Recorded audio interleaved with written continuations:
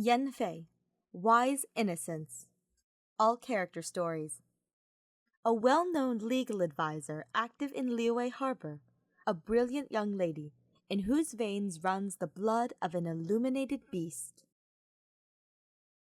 A half-illuminated beast and a highly skilled legal advisor, she combines adherence to the legal codices and reasonable flexibility to find the perfect balance in her work.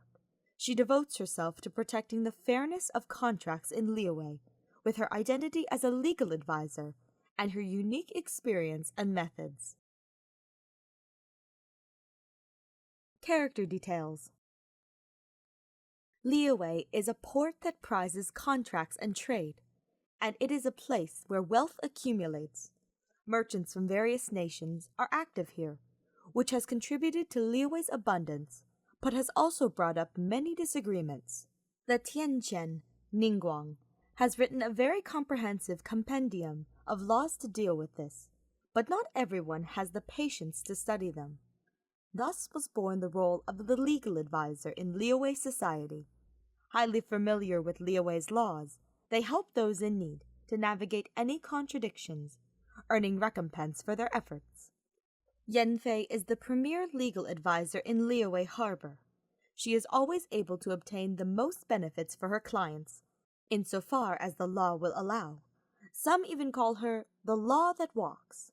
But in truth, what Yanfei, one of the few half-illuminated beasts who have yet to sign a contract with Rex Lapis, really wants to do is live a free and happy life. As for the copy of the General Law of Liyue that she carries around on her person, Yanfei has this to say: "If you don't wish to be bound by the rules, you have to first understand them all." Character Story 1. As the most sought-after legal advisor in Liyue Harbor, Yanfei's rates are also top of the line. Even so, she never lacks for people coming to seek appointments. After all, merchants are not stingy about mediation fees, but are very picky indeed about the mediator. "Money is no object. We must have Yanfei come and settle this matter for us." Many rate Yanfei in this fashion, not only for her quick thinking or her masterful oratory, but also because she very greatly emphasizes the cornerstone of the law, fairness. Her mediations often end in win-win situations, and even merchants with daggers drawn will temporarily set their prejudices aside. Though she is unbound by a contract, Yanfei has made her own contribution to the peace and prosperity of Liyue. Character Story 2. As a legal advisor, Yanfei does have her fair share of weaknesses. An example is the mediation of civil disputes that involve emotions and relationships, divorces, inheritances, custody disputes, senior care, severances. The list continues. It is said that upright officials are hapless in household affairs, and so it is also with Yanfei, who grew up surrounded by love. These matters fall right into her blind corner. Sometimes she will find that both sides have reason on their side, and other times she will find them to both be unreasonable. Child custody disputes are the absolute worst, as no matter how she settles them, the sentiment will have a great psychological impact on the innocent children. Even if Yanfei chooses to soldier on, she will only tire herself out. Hopefully, everyone can meet the right person and be spared this particular grief. Character Story 3. As a result of her greatly tolerant nature, Yanfei has a wide variety of personal relationships throughout Liyue. There is no need to worry about rubbing a sore spot, and you'll be able to get along with her whether you're an avid conversationalist or not. Of course, this is true as long as you don't attempt to debate her or start a conversation about the legal profession. Yanfei in work mode is a completely different beast to deal with. Additionally, Yanfei has cultivated the habit of being overly rigorous from her long years of studying the law. When chatting, Yanfei will rigorously eliminate any ambiguity or loopholes present in the discussion, and can seem like a bit of a chatterbox. When she realizes this, Yanfei is wont to knock herself on the head with a book in irritation.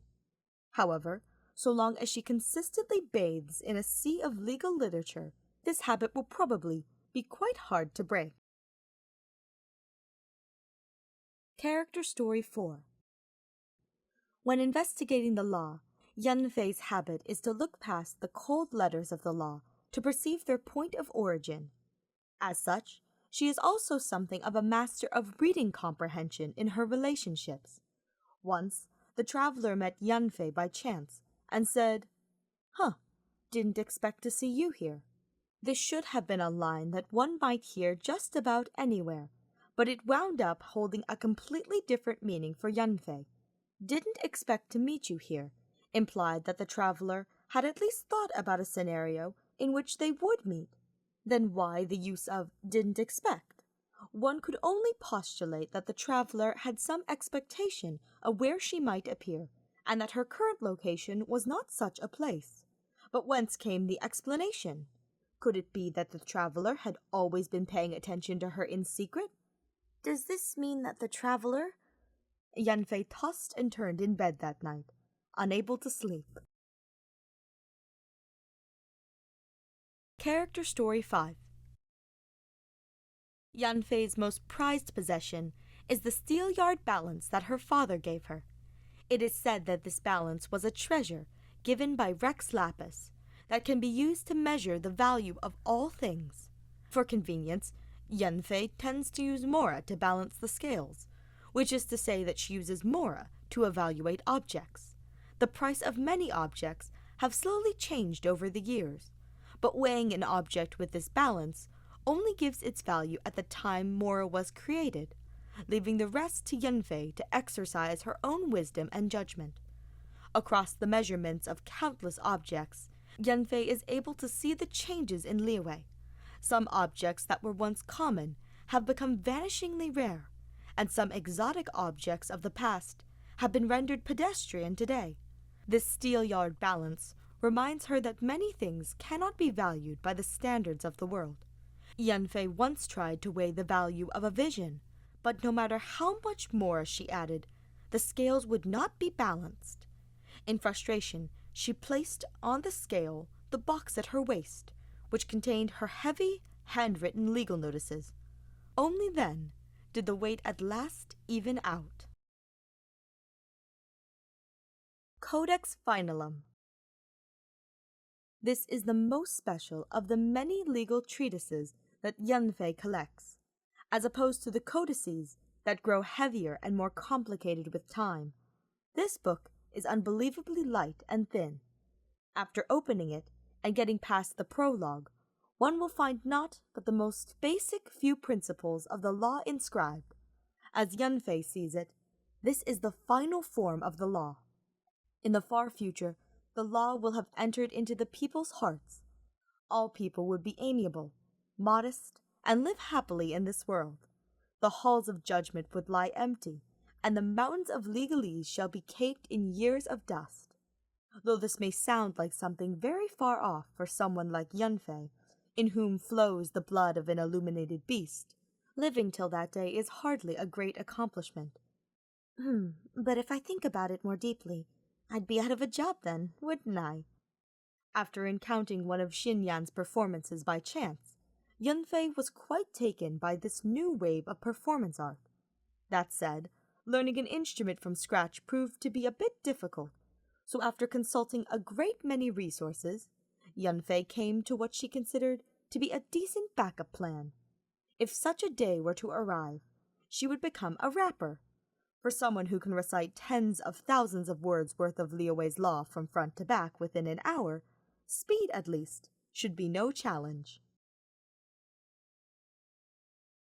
Vision. Yanfei's father is an illuminated beast, while her mother is an ordinary mortal merchant. Born into peaceful times, Yanfei did not sign a contract with Rex Lapis, but instead has one with her parents to live happily.